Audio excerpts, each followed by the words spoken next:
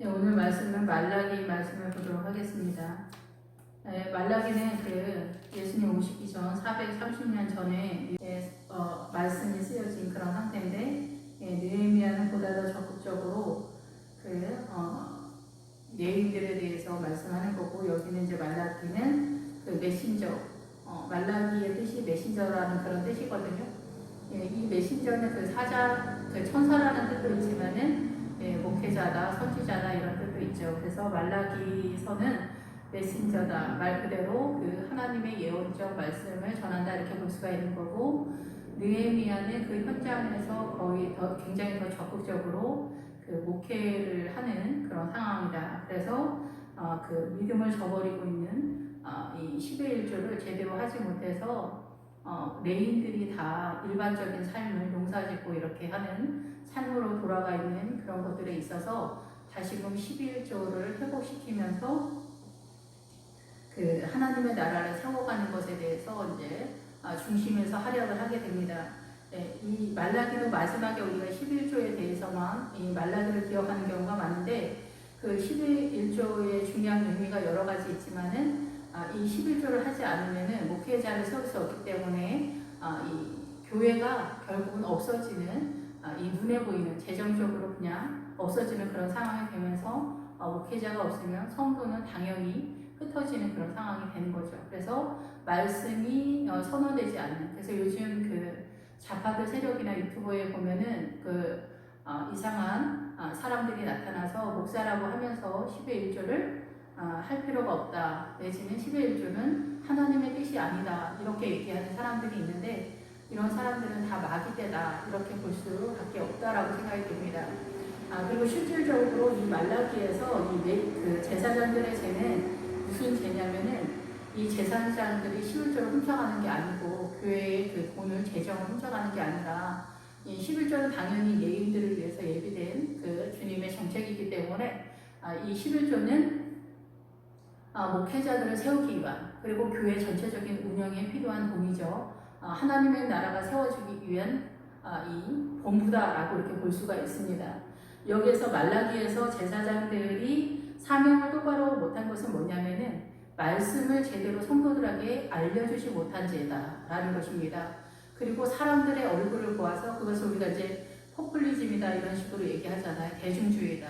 사람들의 얼굴을 보아서 그들의 입맛대로, 성도들의 눈치를 보면서 성도들이 원하는 방향대로 신앙의 노선을 틀어버리는 것이 이 말라기에서 대제사장들의 죄다라고 앞에서 말씀하고 있습니다. 물론 뒤에서도 그렇게 말하지만, 그러면서 지금 이제 이 말라기와 느헤미야 시절에는 11조조차도 하지 않은 그런 시대였기 때문에 이 레인들이 다 흩어져서 하나님의 나라를 세워가는 그런 성전의 기능조차도 와해된 그런 상태에서 이 11조는 이 하나님의 나라를 세우는 눈에 보이는 본부다, 본거지다 이렇게 볼 수가 있는 거고, 여기에서 이제 십자가를 통하여서 눈에 보이지 않는 이 교회 공동체가 이제 성전이죠. 이제는 어린 양의 성전을 우리 신령 가운데 세우는, 이제 이 구약과 신약의 이 모든 말씀들이 하나님의 나라의 이 영적인 말씀에 대해서 우리 안에 믿음을 세우는, 성전을 세워가는, 어린 양의 성전을 세워가는 그 말씀으로 십자가로 전환되는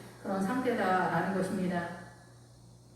그래서 이제 말라기를 보면은, 말라기를 통하여 여호와께서 이스라엘에게 말씀하신 경고다라고 이렇게 말씀하시는데, 이 말라기는 말씀드린 대로 메신저다라는 그런 뜻이고 파견되다라는 기본 어근을 가지고 있습니다.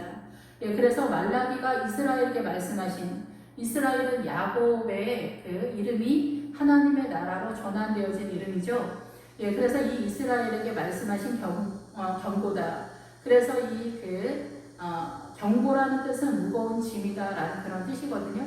그래서 어떻게 보면은 하나님의 나라에 대해서 우리가 따라가는 것이 우리의 입장에서 짐처럼 사실상 느껴지는 부분들이 없지 않죠. 그리고 이 세상에서 살아가는, 사단의 문화권에서 살아가는 우리의 정서 속에서도 짐이지만은, 어떻게 보면은 이 사단의 세력을 몰아내고 십자가를 붙잡고 가는 그 생명의 짐이 있어요. 그래서 수고하고 무거운 짐진 자들아 다 내게로 오라, 내가 너희를 쉬게 하리라 이렇게 주님 말씀하시잖아요. 그런데 그 쉼의 원리가 예수님을 믿게 되면은 우리가 사단에 대해서 이미 점령당해져 있어요. 사단의 문화권에서 선악과를 먹어서 우리는 들어와서 아담이 선악과를 먹어서 우리가 이렇게 세상에 들어와서 고통을 당하는 게 아니라 아담이 문을 연 거예요. 선악과에 대한. 이 선악과는 사단의 그 반짝반짝하는 먹음직도 하고 보암직도 하고 지혜롭게 할 만큼 탐스럽기도 하는 우리 안에 열망을 불러일으키는 미혹의 어떤 세력들이에요.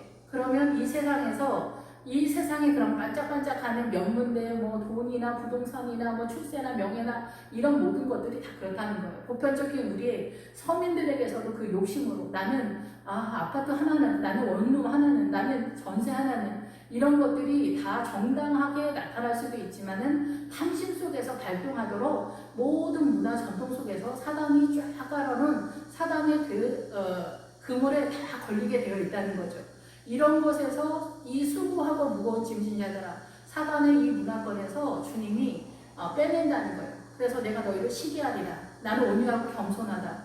그래서 나는 온유하고 겸손한 그 신의 자리는 그 요단강 전에 아모리 족속의 아모리 족속이 7성을 7왕으로 구성되어 있는데 5 왕은 요단강 건너편에 주둔을 하고 그 전에는 2왕은 요단강 전에 포진되어 있어요.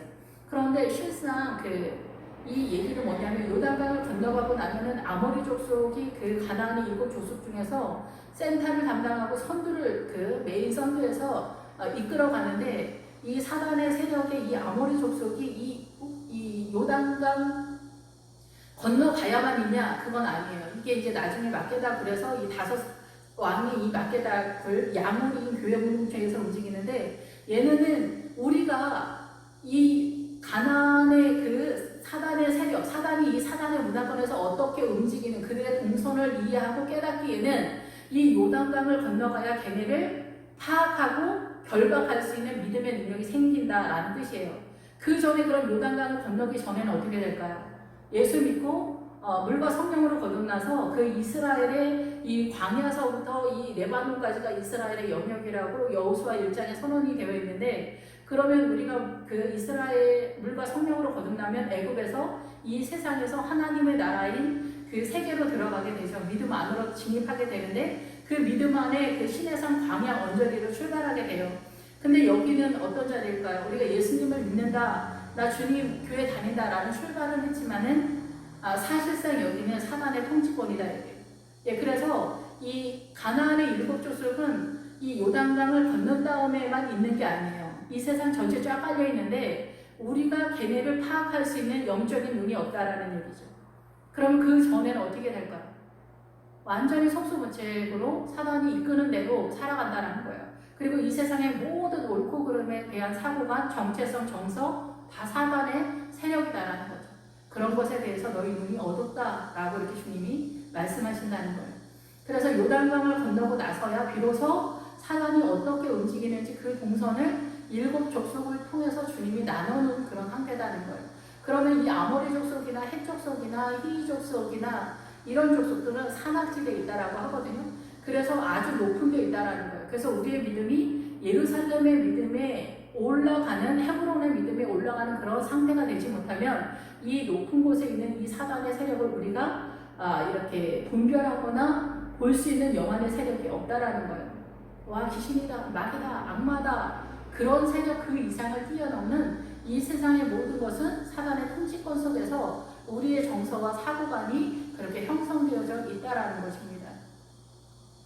예, 그래서 이 경고라, 그래서 예수 그리스도의 이 무거운 짐이, 수고하고 무거운 짐진 자들아 내가 너희를 시기하리라 하는 그 장소는 이 요단강을 건넜을 때 사단의 세력을 간파할 수 있는 눈이 열릴 때 비로소 예수 그리스도 안에서 힘을 얻게 되는 그런 상태다라는 거죠.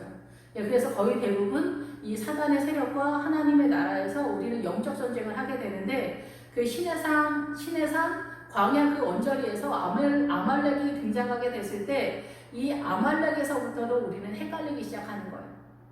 이 아말렉은 사단의 그 세력이잖아요. 세상에서 반짝반짝하는 선악과가 우리가 믿음으로 하나님의 나라에 진입했을 때 또다시 이 선악과가 반짝반짝하는 것 같은 것이 이 아말렉의 세력이거든요. 그럴 때 이 아말렉의 세력을 다 싸그리 내 마음에서 옆으로 밀어내고 내가 주의 길을 가리라. 내가 십자가를 지고 주의 길을 가리라. 이 선언이 있어도 이 아말렉의 세력에 우리가 한동안 헤매게 돼. 사단이 어떻게 나를 공격하는지 이 문화 전통과 내 가정, 내 삶의 자리에서 이런 상태에서 우리가 가고 있는 거예요. 그래서 이 무거운 짐이다. 우리가 주님을 따라가는 것이 우리의 입장에서는 이 요단강을 건너가기 전까지 상당한 부담감이다라고 이렇게 볼 수가 있습니다. 그래서 이 경고의 짐이 공물이다라는 짐. 그래서 우리가 하나님의 말씀을 깨닫는 것에 있어서도 어려움이 있습니다. 그래서 룻기에서도 모압적 신앙에서 출발할 때 10여 년이 지나서야 비로소 예루살렘에 진입하는 그런 상태가 돼요. 말씀을 하나둘 깨닫기 시작하는 것이 교회 다닌 지 10여 년이 지나야 이 말씀을 깨달을 수 있는, 이 목사님 말씀을 계속 먹으면서 자기 스스로가 이 말씀을 큐티를 하면서 깨달을 수 있는, 성도는 제대로 다 깨닫기는 어렵습니다.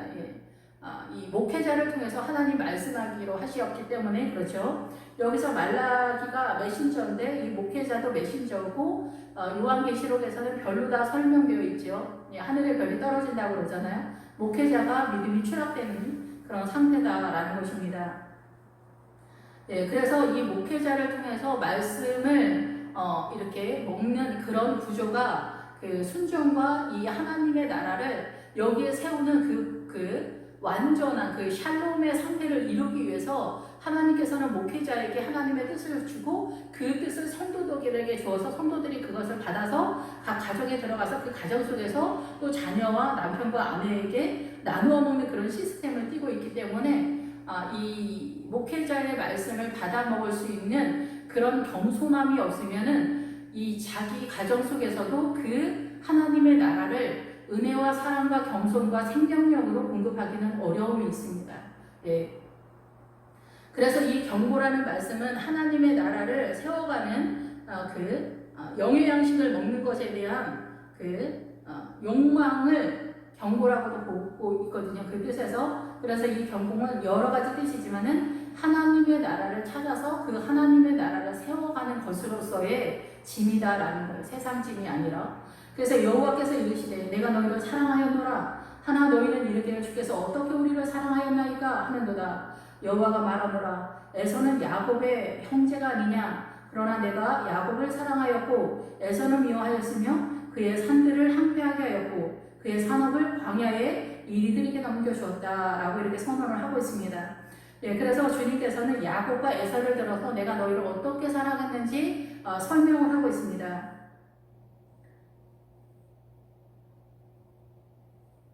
이 야곱은 우리가 잘 알고 있는 것처럼 발꿈치를 잡은 자, 속이는 자 대신 들어앉은 자다라는 이런 뜻이 있습니다. 대신 들어앉은 자다. 그런데 우리가 이 뒤에 가면은 11절에 분향하며 내 이름을 위하여 분향하며 이렇게 할 때 이거 구약적으로는 향단이다라고 이렇게 볼 수 있지만은 신약적으로는 기도로 우리가 이해하는데 이 분향하다라는 것의 그 기본 어근에 무슨 뜻이 있느냐면은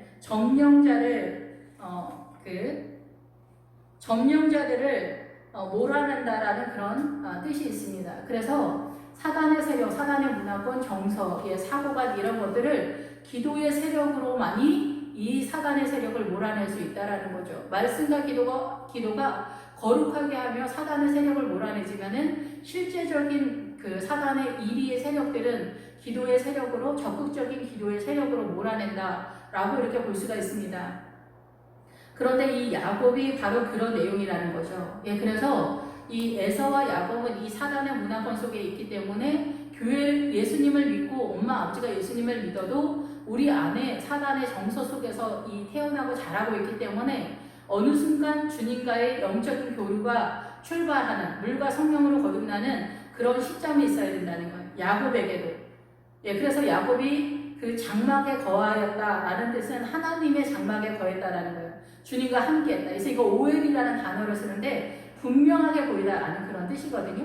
뭐가 분명하게 보일까요? 하나님의 나라에 대해서 잘 안다는 거죠. 하나님의 나라에 대해서 장막에 거하는 자는 그리고 이 산악지대에 있다라는 것은 산이 나올 때는 희미하게 보인다는 거예요. 믿음에 있어서 그 예루살렘의 믿음도 희미하게 보이지만은 이 사단의 세력도 우리가 감을 잡지 못한다는 거죠. 그런데 예루살렘의 믿음에 이른 자만이 이 산악지대에 있는 그 가나안의 7 족속 중에서 평지에 있거나 광야에 있는 사람, 그 사단의 세력은 얼추 우리가 알지만은 산악지대에 있는 아모리 족속, 헷 족속, 히위 족속 이런 엄청 여리고 족속 이런 세력들은 우리가 못 잡는다는 거예요. 예, 이게 복잡하게 한 족속은 이 성경을 말하는 거예요. 그래서 우리가 성경을 잘 모른다라는 얘기예요. 성경을 깨닫는데도 산악지대에 있다는 거예요. 사단의 세력이. 그래서 우리가 성경을 깨닫지 못하도록 활동하는 세력 중에서 속에 있다라는 것입니다.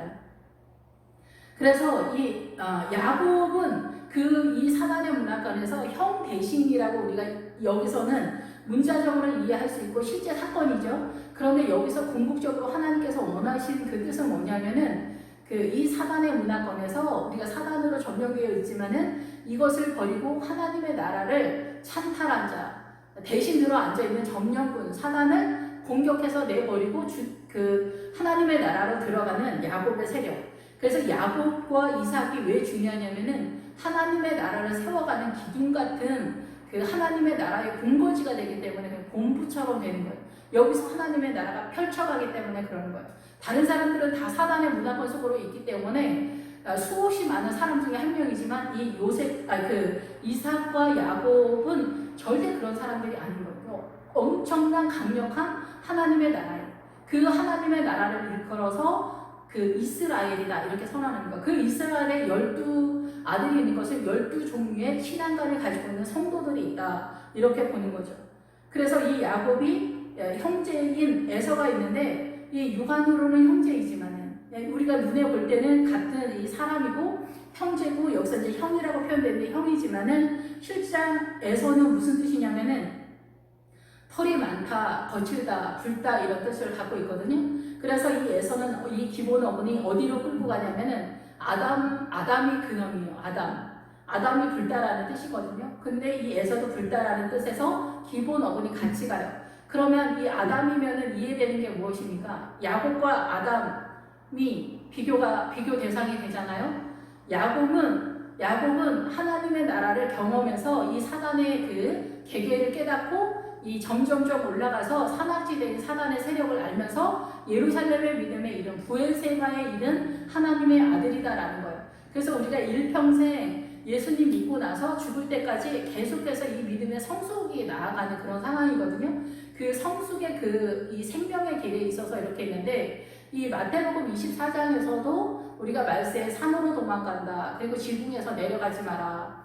그리고 이제 그 밭에 있는 사람은 어떻게 하지 마라. 이렇게 나오는데 이게 그 뜻은 뭐냐면은 믿음의 상중하를 선언하고 있는 거예요. 밭에 있는 사람은 두 사람이 밭에 있다가 두 사람이 맷돌 갈다가 하나는 데려감을 당하고 한 사람은 떨어지는 건 이 두 유형은 이 밭에 있기 때문에 이 맨 밑바닥의 믿음의 수준에 있기 때문에 위험하다라는 뜻이에요. 지붕에 있다라는 것은 구약에서 믿음의 그 어린 양의 기초석을 깔고 성전을 세우는 그 믿음에 대한 얘기이기 때문에 어린 양의 성전을 세우는 이쪽 저쪽의 수준의 중간 어디쯤이고 이 산으로 도망간다는 것은 예루살렘의 믿음처럼 최고급의 믿음 속에 있기 때문에 이 사람은 전혀 환난이 없는 그런 상태다. 이미 이 환난이 없는 시대에 하나님과 동행했던 에녹의 삶을 살았기 때문에 이런 사람들은 예루살렘의 믿음에 있는 사람들이다라고 볼 수가 있기 때문에 그렇습니다.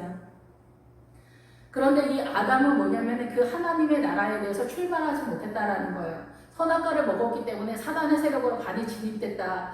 그래서 사단의 세력 속에서 존재하는 사람이다. 그런데 이 에서는 하나님의 나라 속에서 이스라엘 속에서 야곱은 하나님의 세력이고 에서는 사단에게 속한 세력이에요. 그런데 이 모양은 똑같이 어떻게 되냐면은 크리스찬이고 똑같이 이스라엘 사람이다라는 얘기예요. 오늘날도 마찬가지로 우리가 이제 신약 시기 때는 이런 걸 가라지라고 하잖아요. 예, 가라지라고 하는데 예수님도 이 앞에서 야곱을 찬탈자라고 할 때 먼저 강한 자가 들어가서 그 강한 자를 잡아내야만 들어갈 수 있다라고 하잖아요.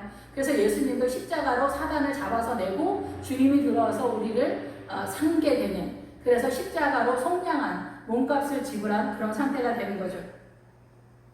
예, 그래서 이 에서는 똑같이 예수님을 믿지만은 세상 사람들도 이 유사하긴 하지만은 믿음 안에 들어와 있는 세력으로 설명할 때 우리에게 이해가 되는 거죠. 에서가. 그래서 이 에서는 털이 많다라는 것은 이 머리카락이 길거나 그리고 이제 이 머리카락은 뭐냐면은 삼손이 나올 때, 삼손이 사사기에서 머리를 자르잖아요. 그때 그 서원하는 자, 나시린이 그 서원하는 자가 그 민수기에서도 딱 나오게 됩니다. 근데 이 서원하는 자들은 머리를 자르면 안 돼요.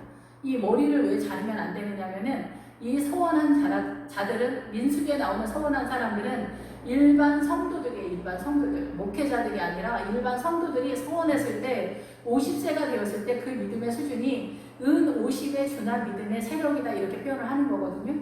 그런데 왜 머리를 자르면 안 되냐면 이 서원한 사람들 나시린들은 목회자하고 차이가 있어요. 그래서 이 그 삼손에서는 약간 이 조금 다른 내용을 보다 더 풍성하게 이 사단의 세력이 가정 속에서 세우는 그 세력으로 표현하기 때문에 좀 달리 보아야 하는 것들이 많은데 기본 서원한 나시린이 머리를 기르는 그 내용은 뭐냐면은 이 머리에 손대지 말라는 얘기거든요. 이 머리에 손대지 말라는 것은 너의 그 사고를 이 교회 공동체에서 헌신하면서 그거를 발동하지 마라. 너의 그 이성적 사고 사람들에게 말하지 마라. 목회자가 말씀을 전하는데 이제 기사 집사님, 수호 집사님, 교회에서 이제 그 사무 보는 그 행정 보는 집사님들, 뭐 장로님들이 있으면은 나중에 이제 이렇게 되면은 이 목사님의 부족한 것들도 되게 많이 알고 많이 알게 되고 이래서 우리 목사님 어디 가면 좀 그렇더라 이런 얘기도 하고 막 그렇게 되잖아요. 근데 입을 다물라는 거예요. 이 그 성도가 교회 일을 서원을 해서 작정하고 교회 일을 할 때 이 머리 너의 사고 사용하지 말라는 거예요. 너 머리 사용하는 날에 삼손이 머리를 잘랐다라는 것은 이 성도가 이 하나님의 나라, 이 교회가 예수 그리스도가 교회의 머리라고 하잖아요. 그리고 우리는 지체라고 하잖아요. 예수 그리스도가 머리가 뭐예요? 하나님의 뜻대로, 예수 그리스도의 뜻대로 살아야 된다는 거예요. 성도는, 그죠? 근데 삼손도 마찬가지예요. 삼손도 자기의 뜻대로 살면 안 되고 이 머리는 하나님의 뜻대로 살아야 된다는. 그런데 이제 이 나시린은 서원한 자와 약간 차이인데 맥락이 같이 가기 때문에 말씀을 드리는 거예요. 그래서 서원한 자는 이 머리를 자르지 않거든요. 절대 너의 생각, 너의 이성, 너의 사고, 너의 정서 그것으로 교회에서 평지풍파 일으키지 마라. 잠잠하라. 말하지 마. 아무 말도 하지 마. 우리 목사님 이러고 저러고 아무 말도 하지 마. 어떤 사람? 교회에서 충성된 사람들에 대해서 얘기하는 거예요. 교회에서 일하는 사람들, 제1의 선교에서 하나님의 나라를 목회자와 연합해서 세워가는 사람들, 이런 사람들 말하지 마. 아무 말도 하지 마. 그 얘기가 바로 삼손의 얘기라는 거예요. 그래서 이 제사장들이 이 말라기에서는 이 성도들한테 밀려가지고 제대로 하나님의 나라의 신앙관을 제대로 세우지 못하거나 이 돈 많은 장로님들이나 세력 있는 여자 집사님들, 권사님들한테 밀리면은 어떻게 되냐면은 아론이 그 금송아지 그거예요. 금송아지가 얼마나 화려하고 금이잖아요. 금. 성도들에 의해서 세워진 금이잖아요. 이스라엘 백성들에 의한. 성도들의 그 대단한 그 금으로 세운 신앙관이 금송아지라는 거예요. 그렇게 대단하게 세운 그 금송아지가 성도들이 원하는 대로 세워놓으면 이 금송아지가 된다는 거예요. 성도가, 목회자가 밀면 이렇다라는 거예요. 내가 죽었다 깨어도 이것이 옳다라고 해도 그 옳은 것이 옳은 것이 아니다라는 거예요. 그래서 주님은 그 아가서에서 늘 말씀을 드리지만 솔로몬의 포도원을 지키는 자들에게 은 200을 주겠다 이렇게 선언하는 거예요. 그런데 민수기, 레위기에서 말씀하고 있습니다. 은 50이라는 거예요. 성도의 최선의 믿음. 이거 정상적인 정석에서 그렇다는 거. 정석. 예. 그래서 그 맥락에서 이 예서는 뭐냐면 아담과 연결이 되면서 기본 어근에 아담과 연결이 되면서 하나님의 나라를 이해하지 못한 세력으로서 털이 많고 거칠다. 예, 털이 많고 거칠다니까 뭐겠어요. 에서는 사냥도 잘하고 정말 어디에 내놔도 부족함이 없는 정말 멋진 남자인 거죠. 예, 똑똑하고 잘나고 세상 주변거리도 좋고 막 이런 아들인 거예요. 그래서 어떻게 이성적인 아들, 똑똑하고 이성적인 아들. 예, 그래서 똑똑하고 이성적이니까 어때요? 하나님의 나라가 우스워 보이죠. 예, 그래서 본인이 알아서 다 하는 거예요. 주님, 제가 이렇게 하니까 좋죠. 정말 똑똑하게 일 잘하지 않아요? 이렇게 하는 거예요. 본인의 세력 속에서 나가는 거예요. 본인의 세력 속에서. 본인의 세력 속에서 최선을 다해서 믿음의 신앙관이 요단강 전까지예요. 요단강을 건너보고 나면은 여리고성에서 나의 모든 것, 나의 생명까지도 주님께 다 바치고 주님의 뜻 가운데 새로운 신앙관을 세워가는 것이 여리고성에서 말하는 아버지의 뜻이다라는 거죠. 그래서 이 에서에게는 하나님의 세력이 없다는 거예요. 본인의 똑똑함, 이 본인의 똑똑함과 일처리 잘하고 빈틈이 없게 하고 완벽하게 우리 인간의 눈으로 볼 때 세상적으로 이렇게 해놓고 반짝반짝하게 해놓는 이 모든 것이 사단의 세력 속에서 우리를 속이는 세력이다라는 거죠. 이것이 아모리 족속 속에 숨겨져 있는데 이 가나안에 들어가기 전에는 이 아모리 족속이 어떻게 우리를 속이고 있는가를 깨닫지 못한다는 거죠. 그래서 이것에 대해서는 목회자들이 알려줘야 되는데 이 목회자들이 사람에게 치우쳐가지고 이 복음을 제대로 전하지 못하는 상황이다라고 2장 9절에 선언이 되어 있습니다. 예, 그래서 이 에서에게는 그들의 산들을 최고의 그 산들, 이들이 말하는 최고의 산은 그 믿음의 세력고 이들의 산, 에서의 산들, 최고급, 이들이 꿈꾸는 최고급의 산들은 사단의 세력이겠죠. 그리고 항폐하게 하였고, 항폐하게 하다 이거는 폐허다라는 그런 뜻이 있거든요. 생명이 자라나지 못하는 그런 경악할 만한, 그래서 자기 자신을 폐허더미로 만든다라는 그런 뜻이에요. 그래서 하나님과 상관없이 똑똑하고 화려하게 잘 나가는 것. 그래서 크리스찬들도 뭐 메인 선두에 서야 된다. 뭐 서울대를 가서 하나님께 영광을 돌려야 된다. 이런 것들이 다 이 에서적 사고관이다. 이렇게 볼 수가 있는 거죠. 그래서 폐허는 이런 상태인 그런 뜻이고 이 밑에 나오는 항폐 4절에 나오는 항폐된 곳을 다시 쌓으리라는 것은 감옥이다라는 그런 뜻이에요. 폐허도 같이 가면서 감옥이다. 같은 뜻이지만 약간의 차이가 있어요. 위에는 자기 자신을 항폐하게 한다는 거예요. 자기 자신을. 개인의 신앙관에 있어서 성도가 자기 자신을 이렇게 똑똑한 거에 목매고 있고 일처리 똑똑하게 잘하는 거에다가 하나님의 나라의 신앙과 세상적인 똑똑함으로 반짝반짝하게 지혜롭게 보암짓도 하고 먹음짓도 하고 지혜롭게 할 만큼 탐스럽게도 할 만큼 이렇게 일처리 잘하는 것이 물론 주초 일처리 잘하는 게 그렇지만 하나님의 세력이 아니라 자기 세력일 때 이것은 폐허다라는 그런 뜻이거든요. 요단강을 건너서 아이성을 공격할 때 그 요단강을 건너서 그 아이성도 나 자신을 말하는데 그 아이성의 뜻이 폐허더미예요. 거기까지 가도 엄청난 신앙인 것 같지만 우리 입장에서는 그런데 폐허더미 시작이라는 거예요. 본격적으로 거기 가야 우리의 이 썩어 빠진 부패하고 냄새, 사망의 냄새가 나는 이러한 것들을 처리할 수 있는 그런 상황에 어느 정도 된다라는 얘기죠. 그리고 믿음이 뭐 우리가 100% 죄인이고 100% 완전해야 된다는데 우리가 완전한 건 없어요. 우리는 일도 하나님 앞에 설 수 없는 존재라는 것을 깨닫고 하나님께 우리의 모든 것을 내어드릴 뿐이지 우리는 그 어떤 것도 가지고 있지 못한 상태이기 때문에 그런 거예요. 그리고 그 아가서에서 솔로몬은 천이라고 하거든요. 솔로몬은 천이고 솔로몬의 포도원을 지키는 자에게 200을 주겠다 이렇게 얘기할 때 우리가 이 목회자의 최고급의 믿음이 200이라고 할 때 예수 그리스도를 닮아간다고 하더라도 모자르는 것이 800이에요. 주님은 우리가 생각하는 그 이상의 완전한 천이겠지만은 우리의 최고급이 너무나 많은 모자람을 아직 가지고 있다라는 거예요. 그러니까 우리는 일도 하나님 앞에서 어떤 이야기 할 수 없는 그런 상황이 있다라는 거죠. 언제나 모자란 상태인 거죠. 언제나 모자란 상태. 그래서 천국에 갔을 때 이 모자란 것을 완전하게 되어지는 것이 나의 그 영광이 아니라 주님을 알게 되어지는 그 영화로움으로 다시 나머지 모자라는 것은 주님을 알게 되는 것이 완전해져 가는 거거든요. 그 모자란 것이 천국에 갔을 때 다 이루어지리라 생각이 됩니다. 예, 그래서 이 황폐되어지는 그래서 폐허더미가 자신 스스로를 폐허더미로 한다는 거예요. 주님의 세력, 영을 따라가지 못하는 그런 상태이기 때문에 그런 것이죠. 그의 산업은 이제 우리가 하나님의 나라 쪽에서는 유산 상속인데 이 에서에게 속한 자들은 유산 상속되어지는 믿음이 유산 상속되어지는 것이 아니라 세상적으로 그대로 되어져가는 그런 상태인 거죠. 세상을 그대로 그냥 유산 상속받는다. 사단의 문화권에서 사단의 세력이 이렇게 보암직도 하고 먹음직도 하고 지혜롭게 할 만큼 탐스럽게도 한 그런 세력으로 나타나게 된다는 거예요. 그래서 돈 많은 장로가 제일 세력가인 것은 그것은 옳지 않다라는 거죠. 우리 뻔히 이런 거 아는 것 같지만 실제적으로 이런 세력 속에서 밀리기도 하거든요. 그런데 믿음이 그거를 넘어설 때 그 부자 장로를 통치할 수 있습니다. 믿음으로 그에게 밀리지 않을 수가 있습니다. 예, 그리고 광야는 목초지다라는 그런 뜻이 광야. 그러면서 이 기본 어근에는 몰다라는 그런 뜻이 있어요.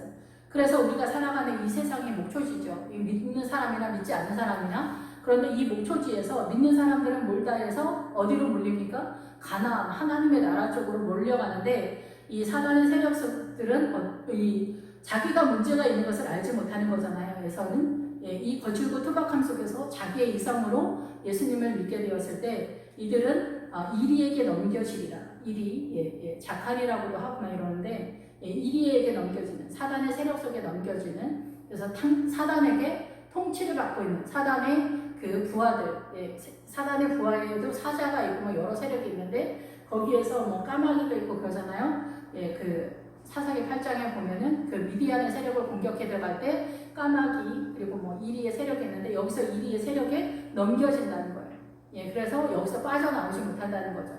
이 사단의 문화권 속에서 하나님의 나라에 대해서 어떻게 진입을 해야 되는지 인간의 사고 속에서는 도무지 알 수 없는 세력 속에 넘겨진가 된 상태에 있다라는 거예요. 에서가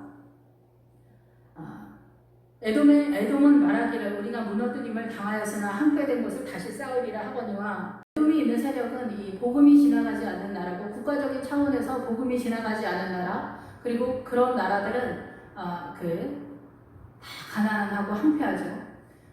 국가적인 전체 속에서 항폐함을 자랑하게 되는데 이 에돔은 말하기를 우리가 무너뜨림을 당하였으나 항폐된 곳을 다시 쌓으리라.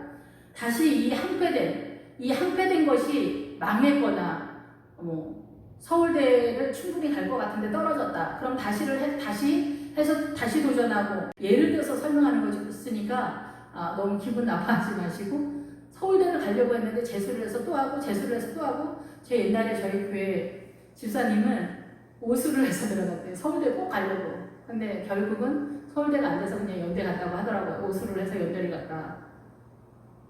우리가 욕심이죠. 친구들은 다 서울대 갔으니까 나도 꼭 서울대를 가야 된다. 이런 욕심이었는데 결국은 연세대를 간 것처럼 우리는 망했다. 우리 아들이 안 된다.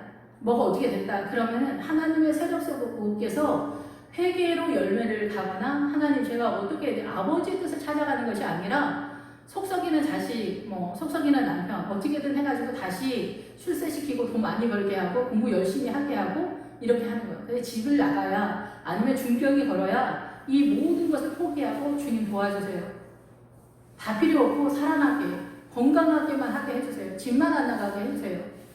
이렇게 우리는 믿음의 사람들은 이쪽으로 빠지는데 믿음이 부족한 사람은 어떻게 빠지냐면은 다시 싸우리라, 다시 하리라, 다시 일어나리라. 나를 망하게 했으니 내가 다시 돈을 어떻게 하면 벌 수 있을까요? 주님 제가 11조 제일 많이 할게요. 주님은 11조 많이 하는 거 원하지 않아요. 네가 번대로만 가져와. 얘기하시는 거예요. 11조의 의미는 나중에 뒤에서 이제 본격적으로 나올 때 말씀을 드리겠지만은 이 에돔의 세력은 이 세상에서 이 항폐함을 계속 유지하는 게 믿음이라고 생각하는 거예요. 세상을 세우는 것을 믿음이라고 생각하는 거예요. 이 사단의 문화권에 울고그름으로 세워져 있기 때문에 그렇다라는 거죠. 그래서 요즘 이제 계속 가끔가다 말씀을 드리지만은 좌파가 그런 세력인 거죠. 좌파의 세력이 이 좌파의 세력은 아예 그 영이 그런 상태예요. 어둠의 영인 거예요. 어둠의 영. 그거는 그 가치관이나 사상을 뛰어넘는 어둠의 세력이에요. 그래서 그쪽으로 빠지면 여기서 빠져나오지를 못하는 거예요. 그 마약이나 도박에 빠진 것 같이 영에 빠진 거죠. 우리가 바람 피우는 것도 그 음란한 영에 빠지는 거거든요. 이런 것들이 그 자기가 그걸 어떻게 주체를 못하는 거예요. 잘라내지를 못하는 거죠. 그래서 우리가 바람 피웠던 사람이 이렇게 다시 결단을 하고 잘라도 같은 사무실에 있거나 같은 회사에 있거나 같은 이 도시에 있거나 이러면은 이 자른 게 효력이 잘 없고 자석처럼 다시 만나게 되는 그런 거를 제가 본 적이 있어요. 어렵죠.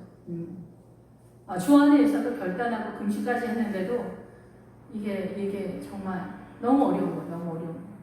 그리고 본인의 사고관이 사단적인 이 세상을 꿈꾸고 있기 때문에 그쪽으로 막 내가 자석처럼 막 끌려가는 거예요. 세상으로 자석처럼 끌려가는 거예요. 그래서 하나님의 우리가 예수님을 오래 믿는데도 이 하나님의 나라 열매가 별로 없는 게 뭐냐면 내가 세상을 꿈꾸기 때문에 이 세상의 세력을 내 안에 잔뜩 갖고 있기 때문에 무너진 거를 다시 내가 이 세상을 세우려고 잘 살고 날씬하고 예쁘고 시집 잘 가고 장가 잘 가고 출세하고 명예 있고 막 이런 것으로 내가 꿈꾸고 있기 때문에 내 마음이 사단적이라는 거예요. 하나님의 나라 베이스는 가난함이거든요. 밥 한 끼를 먹어도 예수님의 이름을 불러야 되는 그런 상황에 하나님의 나라가 세워져 가요. 우리가 볼 때는 너무나 척박한데 믿음이 있는 자에게는 그것이 그런 거예요. 그래서 그 가부의 두 랩돈이 어쩌면 그 가부가 두 랩돈을 드린 거죠. 현상적으로는. 그렇지만 그 가부는 가난하다. 그래서 그가 가지고 있는 이 사단의 세력이 이제 남아있는 그 두 랩돈을 드림으로 인하여 이 가부는 자기의 생명을 다드린 결과가 됐다라고 볼 수가 있는 거죠. 예, 그래서 그들은 그들의 삶과 그들의 최고 꿈꾸는 그 높은 경지, 하나님의 믿음, 예루살렘이라고 생각하는 에서도 똑같이 이삭의 아들이니까 이 에서하고 야곱이 쌍둥이라는 것을 기억하셔야 돼요. 쌍둥이는 뭐예요? 똑같다라는 거잖아요. 똑같다. 보아도 모른다. 구별을 못한다. 저 청년 때 이제 저희 교회 쌍둥이가 있는데 우리는 구별을 하는데 오래 지나면 구별을 하잖아요. 어른들은 그냥 띄엄띄엄 만나니까 이 쌍둥이를 도저히 구별을 못하는 거예요. 청년이었었는데 어떤 부모들도 그 쌍둥이를 구별을 잘 못하는 경우가 있고 그 쌍둥이가 이제 하는 짓을 약간만 이렇게 틀면은 부모도 구별을 잘 못한다고 하는 부모도 본 것 같아요. 그럴 정도로 쌍둥이는 완전 똑같다는 거 아니에요? 에서와 야곱이 똑같다는 거예요. 이 육적으로 볼 때는 똑같다는 걸 구별을 못한다는 거예요. 그런데 이삭은 에서가 야곱인 줄 알았어요. 이해가 되시겠어요? 목회자가 볼 때 정말 헌신 많이 하고 막 돈 헌금 많이 하는 그 장로님이 최고의 믿음인 줄 알았는데 아니었던 거예요. 이 야곱은 미브가와 같이 친했잖아요. 믿음의 세력은 이 미브가를 통해서 세워지거든요. 이 엄마가 생명의 근원이기 때문에 믿음은 엄마가 세워요. 하와가 생명이라는 뜻이잖아요. 엄마랑 친했다라는 것은 그냥 엄마랑 엄청 친해서 죽고 못 사는 사이다. 우리 아들 우리 엄마 막 이런 게 아니에요. 그런 게 아니라 이 믿음의 세력과 하나님과 연결되어져 있는 그런 아들이라는 거죠. 이 야곱이. 우리가 생각하는 치질이가 아니라 하나님의 나라를 세워가는 아들이었다는 거예요. 그 엄마랑 같이. 예, 그런데 아들을 자랑스럽게 하면 그 아들은 세상으로 뻗어나갈 때 아버지들은 자랑스러워해요. 어렸을 때는 그냥 그러다가 자기 아들이 우리가 저번에 나왔던 드라마처럼 서울대 의대를 간다 막 이런 식으로 할 때 엄청 자랑스러워하죠. 뻗어나갈 때 그것이 곧 자기의 영광이고 자기의 명예니까 자식을 통해서 자기를 높이는 거죠. 그런 상황으로 나가는 거예요. 그래서 이삭이 나중에 에서를 축복할 때 벌벌 떨었는데 벌벌 떨었다라고 하잖아요. 눈이 어두워서. 근데 그것이 부인의 말을 알면서도 여러 가지 상황으로 보긴 하지만은 자기가 그때서야 잘못 봤다라는 걸 알았다라는 거죠. 우리가 볼 때는 이삭이 이렇게 사람 눈만 딱 보면은 다 아는 그런 크리스찬인 것 같아도 대단한 믿음인 것 같아도 우리가 다 죄인 중에 가기 때문에 이삭이 그렇게 헷갈렸다는 거예요. 하물며 이삭 같은 믿음이 없는 사람들은 집사님들이 얼마나 헷갈리겠어요. 똑똑한 아들, 똑똑한 딸 미칠 정도로 좋아 죽잖아요. 자식을 중고등학교 때 공부 잘하면 엄마의 행복이고 엄마의 전부죠. 아버지의 소망이고 희망이고 그렇지 않아요? 이삭도 똑같았던 거예요. 헷갈렸는데 야곱이 진짜 그 아들이었고 에서가 아니라는 걸 알았을 때 이삭이 놀란 거예요. 내가 예수님을 이렇게 믿었는데 이것밖에 안 됐나? 이렇게 생각할 수 있죠.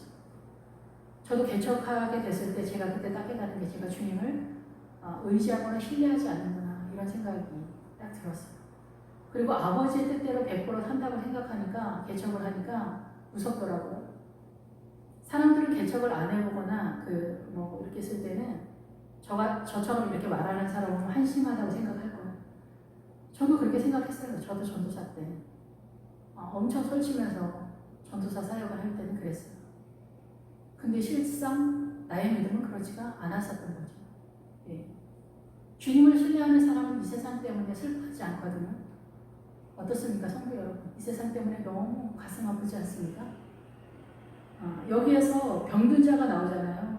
8절에 병든 자. 애통하고 슬퍼하고 비통하는. 애통하고 슬퍼하고 비통하는 게 뭐예요? 자식 때문에 내 삶의 영역 속에서 고난이 들이닥쳤을 때 우리 거기에 눌리는 게 병든 거예요. 치고 일어나는 게 아니라 눌린단 말이에요. 남편이 아프거나 자식이 아프거나 그러면 우리는 100% 눌려버리는 거예요. 장애를 갖고 태어난 아이가 있으면은 요즘은 뭐 장애인 말만 해도 뭐 무시했다 막 이렇게 얘기하는데 그래서가 아니라 차라리 그 육체가 붉으면은 어떻게든 뭐 도와주고 어떻게 개선이 될 텐데 자폐증이거나 이런 엄마들은 24시간 일하 365일 계속 돌아가는 거잖아요. 한시도 숨을 쉴 수 없는, 생각만 해도 숨을 못 쉴 것 같은 그런 상황에서 이게 믿음으로 눌리지 않고 일어나는 그 믿음으로 가야 이게 병든 게 아니거든요. 어렵죠. 이 병든 거 주님 받지 않으신다는 거예요. 눌리지 말라는 거예요. 사단이 억압을 해서 누른다는 거예요. 일어나게 해야 된다는 거예요. 그것이 자유다라는 거죠.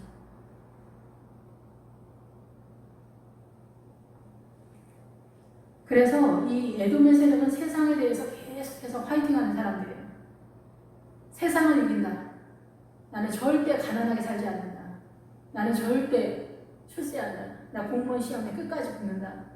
저는 이제 그 목회자이기 때문에 정석적으로만 말씀을 전합니다. 여기서 적용은 각 성도님들이 자기의 삶 가운데 얘기해야 돼요. 내용은 약간 틀릴 수 있어요. 다윗이 진설병을 먹었잖아요. 그 제사장들만 먹는 그 진설병을 먹었기 때문에 이 예외도 항상 있어요. 이혼이 불법이지만은 이혼이 허락되는 경우가 있어요. 남편이 뭐 이혼 안 하면 죽인다고 하면서 맨날 난리 피우니까 이혼하는 사람들도 더러 있어요. 본인이 바람 피우고 이혼 안 해주면은 죽인다고 난리 피워서 이혼하는 사람들, 그런 사람들도 더러 있거든요. 어쩔 수 없죠. 예. 내가 이혼하려고 하는 게 아닌데 남편이 그렇게 난리를 피우니까 날마다. 예. 이런 상황이 있는 경우 뭐 어쩔 수 없는 경우가 있죠. 뭐 내가 그렇다 하더라도 어쩔 수 없는 경우가 있는데 여기서 항폐된 곳을 다시 쌓으리라. 세상적으로 그 항폐가 좋게 느끼는 거죠. 이 예서는. 그 부패하고 가뭄, 여기는 생명수가 흘러가지 않는다는 거예요. 가물었다, 가난하다, 뭐 이런 뜻은 가난하다라는 거는 매달리다 이런 뜻이거든요. 겨우 하나님께 붙어 있어 조금 있다가 떨어질 것 같은 그런 상태의 믿음을 가난하다 이렇게 표현합니다.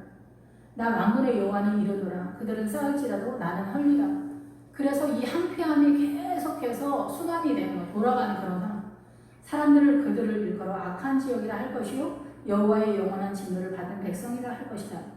크게 보면 이슬람의 세력 속에 있는 나라들이 다 이 악한 지역이라고 볼 수가 있죠. 예. 그래서 하나님의 나라를 구조적으로 절대 세울 수 없는 부인이 4명까지 두는 그런 상태죠. 예, 뭐 비공식적으로 더 해도 되고 여자는 게 사람이 아닌 거죠. 여기 말라기에서도 아내를 한 명만 만든 이유가 뭐냐? 하와를 왜 한 명만 만들었겠냐? 여기 딱 나오잖아요. 예. 그래서 복음이 지나간 나라는 다 일부 일처제로 세워지죠, 법이. 그래서 이 악한 지역에 악하는 건 뭐냐면은 유지의 상태다, 이게 유지의 상태. 유지의 상태의 지역이다, 악한, 유지, 악하다라는 뜻도 있는데 유죄라는 거예요, 유죄. 그래서 하나님의 심판을 견딜 수 없는 그런 상태다라고 볼 수가 있는 거죠. 예, 그래서 5절에 보면은 너희는 눈으로 보고 이르기를 여호와께서는 이스라엘 지역 밖에서도 크시다 하리라. 예, 여기서 너희는 목도하게 될 것이다. 여호와께서는 이스라엘 지역 밖에서도 크시다 하리라. 지역 밖에서도는 이게 조사를 해서 해석이 어떤 걸 갖다 해야 되는지 정확도에 있어서 좀 어려워서 이스라엘 지역 밖에서도 크시다. 이게 지금 이방인과 연결되어지는 그런 상황으로 많이 이렇게 말라기가 선언이 되고 있거든요. 이방인들이 내 이름을 두려워하고 크게 할 것이다. 이렇게 많은 그런 말씀이 나오기 때문에 이스라엘 지역 밖에서도 크시다 하리라 이렇게 했던 것 같은데 이 이스라엘 지역 밖에서도의 뜻이 이 밖에서도의 그 기본 어근이 무슨 뜻이냐면은 꼭대기다라는 뜻이에요. 지존자라는 뜻, 위쪽에 여호와에게 그런 뜻이에요. 그래서 옛날에 그 주님도 저에게 하늘 보좌를 보라고 그렇게 말씀하신 적이 있거든요. 저 하늘을 보라, 하늘 보좌를 봐라. 예. 그 하늘 보좌를 보라고 말씀하실 때 무슨 뜻인지 잘 모르겠다 이렇게 생각을 했는데 여기에서 이스라엘 지역 위에서도요. 지역 위에서 이스라엘 위에서 크시다 하리라. 이 크시다가 또 무슨 뜻이냐면은 성장하다, 자라가다, 찬양하다, 가지고 가다 이런 뜻이에요. 그래서 이 뜻은 뭐냐면은 여호와께서 이스라엘 지역 위에서 하나님께로부터 지존자로부터 이 이스라엘이 나왔을 때 그 믿음의 사람들 성도들의 믿음이 물과 성령으로 거듭나서 신의 산 광야 언저리에 이렇게 딱 진입을 하게 되면 여기서부터 아말렉을 이제 밀어내는 전쟁을 하면서 요단강 전에서 그 아모리 성읍의 두 성읍과 두 왕을 이제 이기고 승리하고 요단강을 건너서 가나안에 진입하는 거거든요. 그런데 그 전에는 왜 그런 이 아모리 족속의 일급이 아까 말씀드린 것처럼 완전히 당하고 있는 그런 상태라는 거예요. 요단강 전에 가야 아모리 그 족속의 두 성읍 두 왕이 사단의 세력이 어떻게 우리를 공격하고 농락하고 속이는가를 깨닫는 지점이 거기다라는 그런 뜻이거든요. 그래서 여기서도 마찬가지로 이스라엘이 이 성도들의 믿음이 자라가기 위해서는 저 위에 계신 하늘 보좌에 계신 지존자 여호와에게서 저 위로부터 하늘 보좌로부터 성장되어져 가고 자라간다 이런 뜻이에요. 오늘날 교회도 마찬가지죠. 여기서 지금 주님이 내가 너희를 사랑한다라는 그 얘기를 하는 거예요. 이스라엘은 하나님에게서 자라간다는 얘기예요. 이 얘기는 이스라엘은 너희가 보게 될 거다는 거예요. 예, 그래서 실제적으로 이제 이방인들과 연결되었을 때 그 하나님의 이름이 실제적으로 크게 성장되면서 자라가는 그 믿음의 그리스도의 신부의 믿음이 나타나는 룻기에서 그래서 이스라엘과 이 이방인을 대표하는 이 룻을 통해서 이 이스라엘을 죽은 자를 살리는 그런 상태가 되는 이방인이 룻이 살리는 그런 상태가 되는 거죠. 예. 이스라엘은 나오미는 이 룻을 기대하지 않았지만은 결국은 신무르는 자, 그 보아스를 통해서 예수 그리스도를 통해서 이방인이 살아나는. 그래서 이스라엘이 이방인은 소망이 없다고 생각했지만은 나오미가 이 룻에 대해서는 소망이 없다, 남편이 없다, 소망이 없다라고 생각했지만은 예수 그리스도가 이 룻의 기업 물을 자가 되어서 신랑이 되어졌다는 거, 이방인들에게. 예. 그런 상황 속에서도 이게 결국은 이방인과 연결이 되어지는 그런 상황이라도 볼 수 있죠. 그것을 너희가 보게 될 것이다 라고 말하는 거예요. 그래서 구약에서는 이 율법이 이렇게 약해서 이 이스라엘이 전체적으로 믿음을 크게 세우기는 좀 어려움이 있었지만은 결국은 지금 이제 독립한 이스라엘, 아랍 쪽에 있는 그 이스라엘도 지금은 이방인의 차원에서 이 예수 그리스도가 십자가로 산 그 상태에서 믿음이 세워져 가는 그런 상태라고 볼 수가 있습니다. 그래서 이 너희 눈으로 보고 이르기를 여호와께서는 이스라엘 위에서 지존자가 이 성도들의 믿음을 자라가게 하고 성숙시키는 그런 믿음이다라는 거예요. 그래서 성경을 통하여서 이 믿음의 길, 구원의 길, 생명의 길을 좀 더 정확하게 안다면 요동하는 일이 크게 없이 믿음이 잘 성숙되어져 간다. 그 위치 지점을 정확하게 알기 때문에 그렇다라고 볼 수가 있습니다.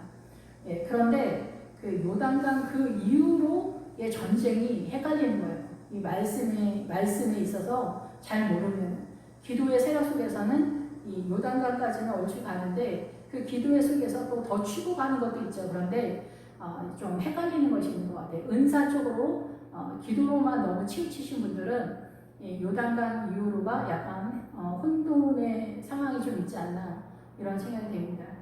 기도하겠습니다. 할렐루야. 주님 감사한 찬양 돌립니다. 생명의 길을 가는 저희들에게 이 말씀을 잘 볼 수 있도록 주님께서 인도하시고 우리에게도 에서적 측면이 너무나 많이 있습니다.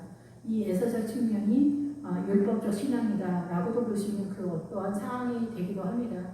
그리고 우리가 요단강을 건너가기 전에는 율법적 내용을 많이 담는 경우가 있습니다. 실제적인 요단강을 건너가야 영이 비로소 등장하게 되면서 신앙이 굳건하게 서게 됩니다. 주의 영이 물론 여호수아가 시내산 광야부터 같이 출발하긴 하지만 우리의 부족한 것들을 주님 불쌍히 여겨주시고 주님 저희들을 이끌어 주시옵소서. 예수 그리스도로 늘 호흡하는 것에 즐거움과 기쁨이 되게 하시고 사단에게 눌리는 비통함과 애통함과 슬픔 속에서 일어날 수 있도록 기도의 향단을 붙잡을 수 있도록, 그래서 이리의 세력들을, 마귀의 세력들을 쫓아낼 수 있도록 주님 축복하여 주시옵소서. 예수님의 이름으로 기도했습니다. 아멘.